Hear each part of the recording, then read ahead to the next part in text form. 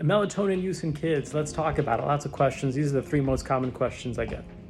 By the way, check it out. I'm in the lobby of Duke Children's. A beautiful, beautiful building.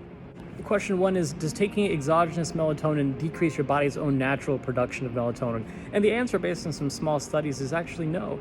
It does not decrease your body's natural production. I mean, more data is needed, but based on the studies that we have, the answer is likely no.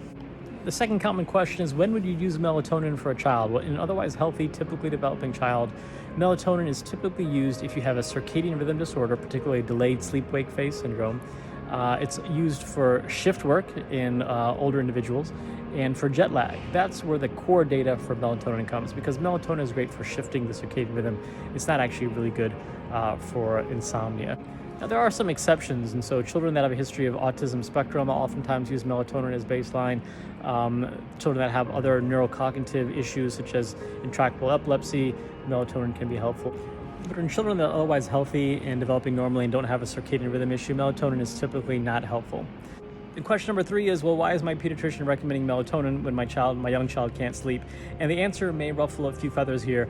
And I'm not trying to throw pediatricians under the bus, because I'm a pediatrician myself. I did general pediatrics, then child neurology training, then sleep medicine training.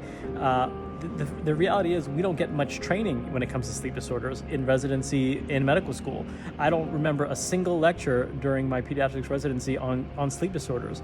And so the reality is, most young children have behavioral sleep challenges, and the answer is a behavioral solution, not necessarily medications or melatonin. And the reality is, pediatricians are not given the time that they need during these well-child checkups to truly go through all the things that could be affecting a child. I mean, think about it, getting vaccines, nutrition, growth, sleep, swim safety, gun safety. It goes on and on and on regarding things that pediatricians are forced to address in a short period of time, so they have to pick and choose their battles very carefully.